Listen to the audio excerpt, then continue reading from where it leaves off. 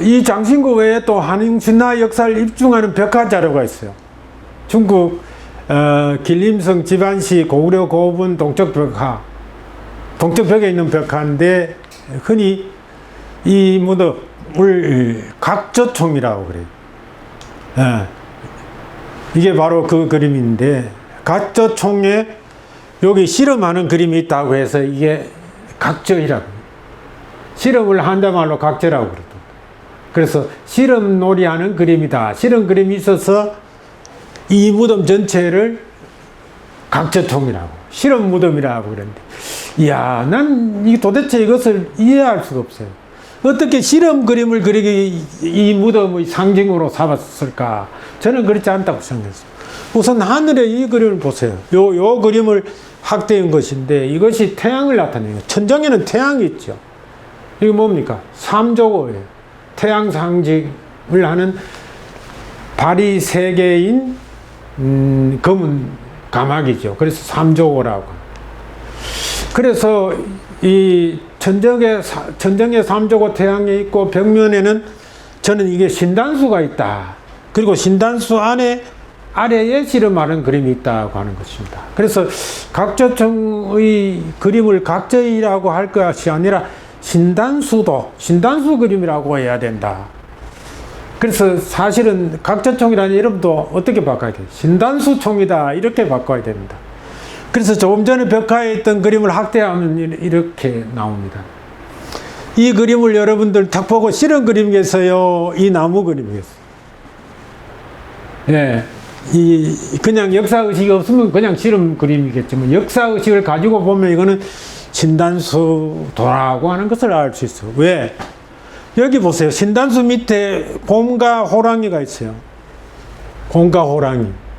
아까 우리가 환웅 전조상에서 곰과 호랑이가 있을 때 그 새가 환웅인 것처럼, 곰과 호랑이가 있을 때 이거는 바로 신단수에 환웅이 내려와 있다는 것을 나타낸다고 하는 것입니다. 그래서 여기 또 검은 새가 있죠. 예. 그래서 이 그림을 보고 실험반 곁에 나무 한 그루가 있는가, 아니면 나무 아래 실험 그림이 있는가. 이 그림을 보면 확실히 나무 아래 여기에 실험 그림이 있어요. 그래서 이 나무가 더 중요하다고 하는 것입니다. 그래서 나무 아래 공과 범이 있기 때문에 이거는 신단수에 다른 어떤 내용들이 보태어져 있다고 하는 것을 알 수가 있어요. 그러면 이 신단수 위에 여기 검은 새가 4마리 있어요. 예.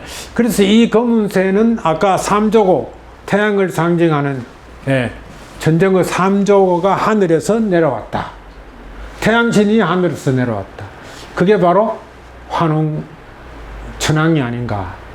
그래서 이 검은 새는 삼조고를 상징하고 태양새를 상징하는 환웅의 토템이라 하는 것을 다시 한번 확인할 수가 있습니다. 그러면 신단수 아래서 왜 실험을 하는가? 여러분들 최근 민속에 이야기하면 당나무 아래에서 실험과 또 그네놀이를 했어요. 우리 마을에서도 5월 다누고 되면 당나무 아래에서 남자들은 실험하고 여자는 그네를 탔어요. 그래서 당나무와 같은 신목 아래에서는 그 축제의 일환으로 당나무에 제사도 지내고 굿도 하고 풍물도 치고 또 놀이도 했어요. 그래서 이러한 전통은 우리나라만 그런 것이 아니라 일본에도 마찬가지입니다. 일본에서도 일본 신사에 가면은 아주 오래된 신사에는 둥근 모래사장이 있어요.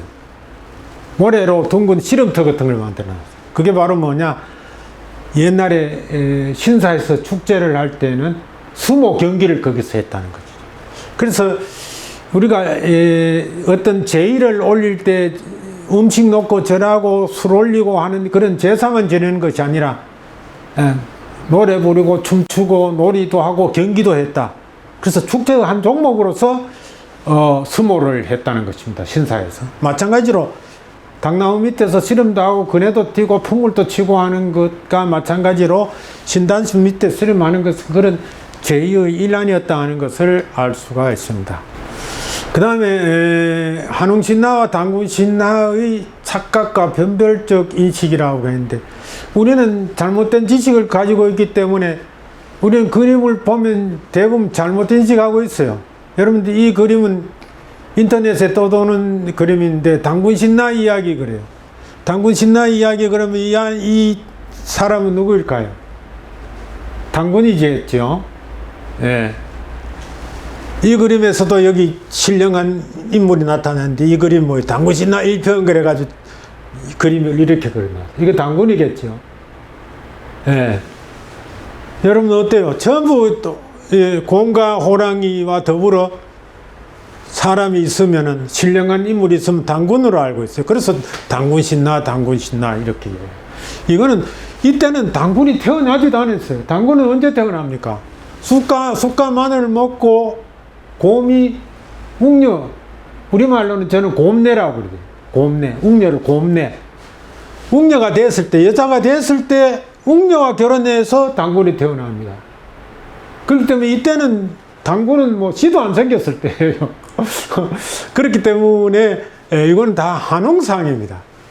한웅상인데 다 이 그림 보면 이걸 단군 할아버지라고 하래요. 왜 이런 착각이 생기냐? 이것을 단군신화라고 읽었기 때문에 그래요. 그래서 우리가 잘못 알고 단군신화라고 하기 때문에 공과 범이 등장하고 신인이 있으면 의뢰 단군으로 착각한다고 하는 것입니다. 그래서 공과 범이 신단수 아래 찾아와서 사람이 되고 살 때는 그거는 단군이 아니고 이 할아버지는 다 환웅천왕이어야 마땅하다 하는 것입니다. 그래서 우리는 단군신화가 아니라 환웅신화의 내용을 잘못 알고 있다 하는 것입니다. 단군은 이때 아예 잉태조차 하지 않은 시기의 이야기인데 누구든지 단군신화라고 하는 바람에 한웅은 생각을 안 해요. 그래서 한웅을 단군으로 착각하게 된다고 하는 것입니다. 그래서 신화뿐만 아니라 홍익인간 이념이나 제세 이하의 통치 철학까지 전부 단군의 것으로 착각하고 있는데 사실 알고 보면 그것은 다 한웅 천왕의 것이다. 그러면 한웅을 입증하는 현재의 한웅신앙 자료는 있는가? 현재도 그게 생생하게 있다는 것입니다. 부안군 월천명 석장승 한상을 보면은 어때요? 이거는 왕급이라고 쓰여져 있죠. 네, 이거는 환웅이라고 쓰였습니다. 이 월천리의 석장승은 왕금과 환웅을 함께 모시고 있어요. 그래서 우리는 환웅의 후예다, 우리는 왕금의 후예다 하는 것을 동신의 석상으로 나타내고 있는데, 이것은 바로 역사를 증언하는 생활사 자료예요. 이런 걸 사료라고 역사학자들은 생각하지 않습니다. 이게 아주 중요한 사료죠. 지금 이거는 캐나다 원주민의 토템인데, 캐나다 원주민들은 자기 마을 앞에 이런 토템을 세워놓고 자기들의 집단을 상징하는 어떤 그 동물상, 이런 이것도 완전히 뭐 신성한 세조, 이게 자기 조상이라고 생각하고 자기 종족을 상징하는 표상으로 여기는 것이죠. 예. 그래서 우리는 토템의 기능을 옛날에는 신앙의 대상이 토템이라고 생각했는데, 지금은 신앙의 대상이기만 한 것이 아니라 자기 집단의 정체성을 나타내는 상징이다. 그리고 그 토템은 원시 종족이나 뭐 옛날에만 있었던 것이 아니라 지금도 그러한 토템으로 자기 집단 정체성을 나타내고 있다. 여러분들 이 야구단 나타낼 때 어떻게 오비 베어스, 요새는 뭐 두산 베어스라고 그러나요? 삼성 라이온즈 이러죠. 라이온즈 사자, 베어스는 곰이에요. 그걸로 야구단을 나타내는 겁니다. 예. 연세대학은 뭐예요? 독수리죠. 고려대학은 안암동 호랑이 그래가지고 호랑이를 상징하지. 지금 대학도 그렇게 동물로 상징하죠. 가장 첨단 문명이라고 할 수 있는 트위터, SNS 트위터 있죠. 트위터의 토템은 뭐예요? 파란 새예요. 트위터라고 쓰지 않고 파란 새를 보면 야, 이거 트위터로 들어가는 아이콘이구나 해서 그거. 그러니까 옛날이나 지금이나 미래나 이 토템 문화는 계속 지속되고 있다. 그래서 이런 것을 우습게 여기면 안 된다고 하는 것입니다. 그래서 환웅을 입증하는 현재의 동신신앙 자료를 더 찾아보면은 지금 이것은 당나무입니다. 당나무는 바로 신당수의 전통을 이은 것입니다. 마을 사람들은 신당수의 전통을 이은지 몰라요. 하도 태고적이기 때문에 잊어버렸고 우리는 동신을 모시는 것이라고 하고 있지만 원래는 환웅신을 모시는, 천신을 모시는 그런 신단수가 지금 마을에 오면 축소돼 가지고 이 마을은 마을대로 고을은 고을대로 이런 신을 모시는 당목, 신목이 있다고 하는 것입니다. 그 다음에는 천하대장군, 지하여장군이라고 하는 장성이 있잖아요. 예, 이것은 천, 바로 환웅천왕을 나타내고, 지, 땅을 나타내는 것은 지모신, 웅녀, 곰내를 나타냅니다. 그 두 부모 사이에 당군이 태어나죠. 우리는 당군의 후손이다. 그런 것을 나타냅니다. 그 다음에 이것은 솥대입니다. 이 나무 꼭대기 위에 새가 있잖아요. 그래서 이거는 이 솥대는 환웅을 나타낸다. 환웅이 새 토템이라고 그랬죠. 그런데 요거는 쉽게 이해돼도 요거는 이해하기 어렵습니다. 그래서 좀 자세히 살펴볼 필요가 있는데 우리가 중요한 것은 이런 것들이 다 사료라는 거죠. 이 문헌 사료하고 달라서 이것을 저는 생활 사료라고 하는데 이거는 전통 문화이면서 지금 생생하게 살아있어요. 그래서 이거는 일반 사료보다 더 중요해요. 이거는 누가 지울 수도 없고 바꿀 수도 없다는 점에서 중요하다고 하는 것입니다.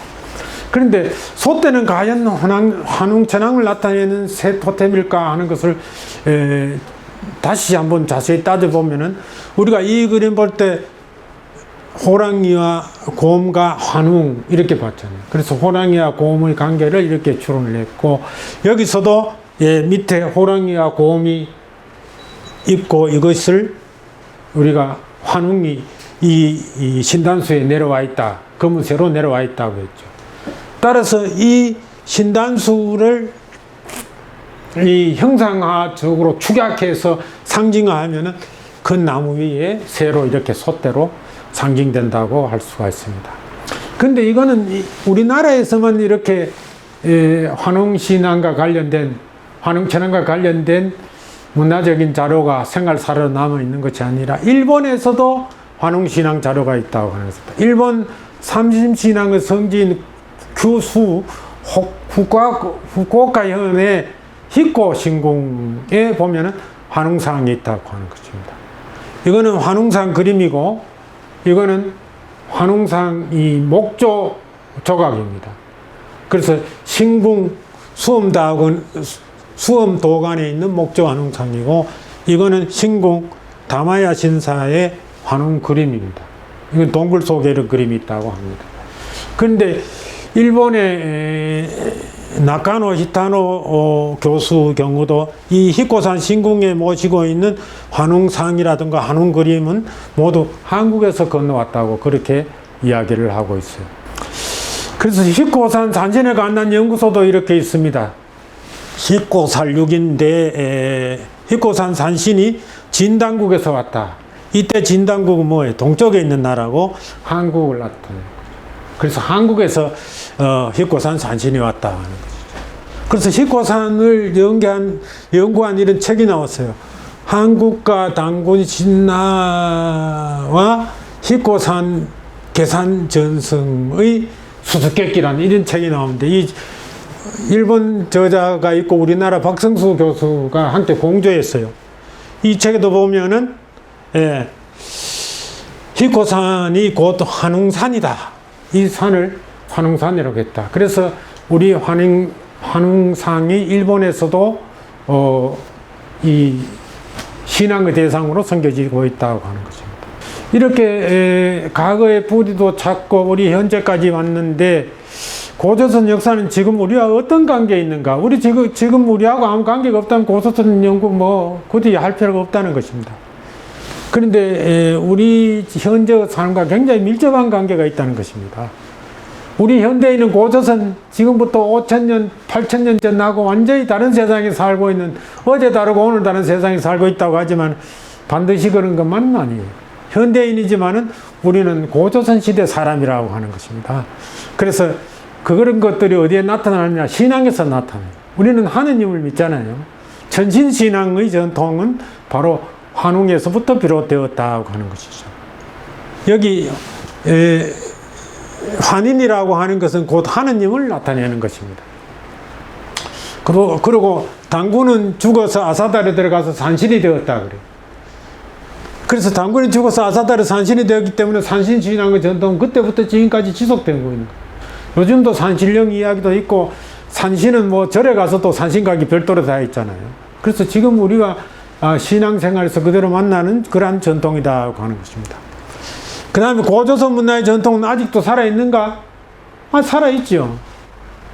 여러분들 아까 당나무가 동신목으로 살아있고, 소떼가 한웅우 세토템 전통을 이어받고 있고, 또 여러분들 올 봄에도 드셨을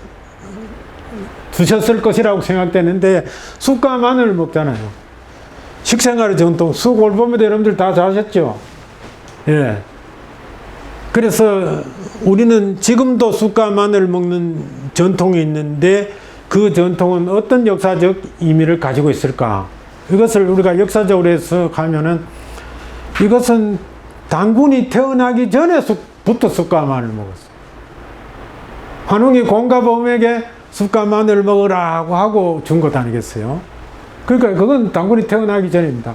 다시 말해서 곰이 웅녀로 바뀌기 전에 먹는 식생활이겠죠. 당군이 쑥과 마늘을 먹은 게 아니고 환웅이 쑥과 마늘을 먹었기 때문에 사람이 되려고 찾아온 공가범에게도 쑥과 마늘을 먹으라고 하고 준 것이죠. 그래서 이런 이야기들은 다 당군 이전부터 우리 민족은, 환웅 신시 시대부터 우리 민족은 쑥과 마늘을 먹었구나 하는 것을 이해할 수 있는 그러한 중요한 역사적 사료다. 네 번째, 홍익인간은 현대사회도 유용한 세계관인가? 예, 유용한 세계관이죠. 이게 홍익인간 이념은 홍익민족이 아닙니다. 홍익인간이에요. 이때 인간이라고 하는 것은 사람을 나타내는 것이 아닙니다. 예, 사람을 나타내는 때는 사람인지 하나를 쓰는 것이죠. 원래 인간이라고 하는 사이 간자까지 쓰는 것은 인간 세상 전체를 뜻하는 것입니다. 그래서 사람으로서의 인간을 나타내는 것이 아니면 폭넓게 인간 세상을 널리 이롭게 한다. 그래서 이거는 이타적인 세계관을 가지고 있는 이념이다. 그렇게 볼 수 있어요. 그래서 우리 민족이거나 사람이거나 이렇게만이 아니라 지구촌 전체를 위한 아주 생태학적 세계관이고 인류의 공동선을 지향하는 세계관이다. 그렇기 때문에 홍익인간은 과거의 것이면서 현재의 것일 뿐만 아니라 미래에도 우리가 추구해야 할 그러한 세계관이다 할 수가 있어요. 그러면 이제 미래에도 고조선 문명은 의미가 있을까? 존재감이 있어야 되겠죠. 고조선의 역사가 있었다 없었다 하는 것은 중요하지 않습니다. 지금도 우리가 고조선 문명 속에 있었고 미래도 고조선 문명과 함께 갈 것이다 하는 것입니다. 그래서 고조선 문명은 세계 문명사에서 어떤 위상에 놓여 있는가? 이거 당연히 질문해야 되겠죠. 우리가 뭐 고대 문명 하면은 뭐 4대 문명, 3대 문명, 7대 문명 한데 그 고조선 문명 안 들어가요.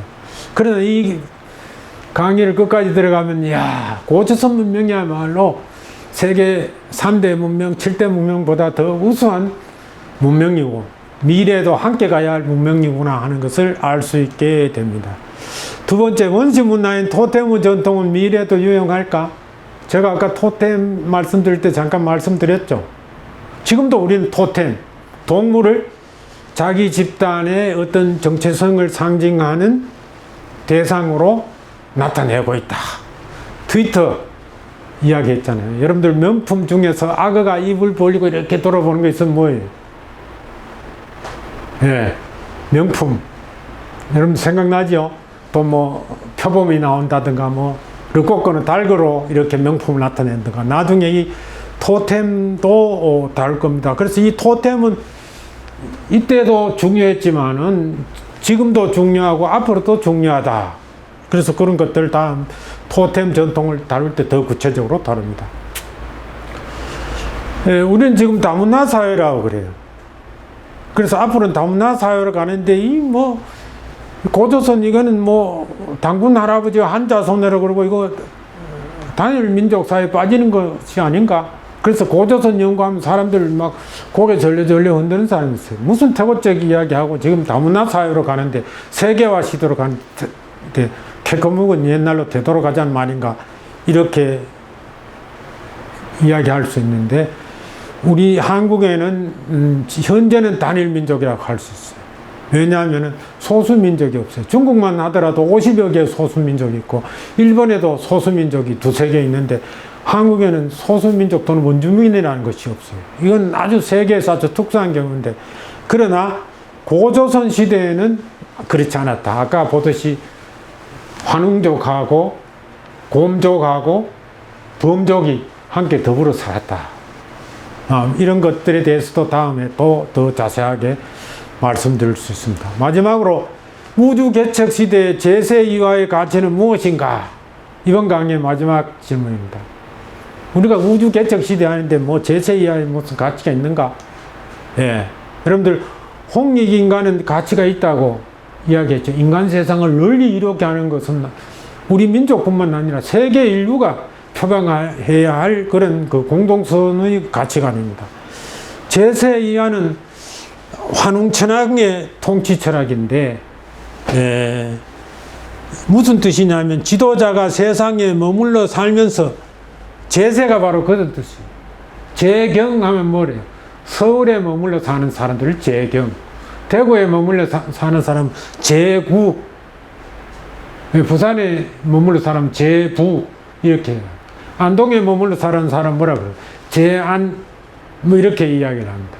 그래서 제경, 제안 뭐 이렇게 지명을 하되 제세라고 하는 건 세상에 머물러 사는 것을 말하고, 이하는 뭐예요? 세상에 머물러 살면서 도리에 맞게 교화하여 다스린다, 그런 뜻이에요. 이게 뭐 한물 갖는 이야기 아닌가 생각하는데 이게 굉장히 중요하다고 하는 것입니다. 헤모스는 세상에 머물러 살지 않았어요. 헤모스는 아침에 내려왔다가 저녁에 하늘로 올라갔습니다. 머물러 살지 않았다는 것을 알 수 있어요. 그런데 환웅천황은 하늘에서 내려와서 세상에 머물러 살면서 다스렸어요. 그럼 이런 가치관이 어떤 가치관인가 하면은 우주시대일수록 이게 가치관이 있다고 하는 것입니다. 지금 뭐 인터스텔라 같은 영화를 보면은 우주를 개척해가지고 우주로 이주해가지고 사는 것을 꿈꾸는 그런 영화입니다. 그때 이 지구는 망해요. 그래서 이 지구촌에 사람이 살 수 없어요. 그래서 떠나서 다른 우주에 사는 것을 겨냥한 그런 영화입니다. 여러분들 지금 우주 개척하는 사람들 속에 그런 사고를 가지고 있는 경우가 있어요. 여러분들 어때요? 우리가 앞으로 그렇게 가야 될까요? 지구를 버리고 우주로 가서 살아야 될까요? 그건 제세가 아니에요. 예. 근데 그런 생각을 가지게 되면 어떠냐? 우주는 개척할지 몰라도 지구는 빨리 망합니다. 왜? 지구는 버릴 것으로 생각합니다. 고향을 떠나서 객지에 가서 살 사람은 고향을 안 지킵니다.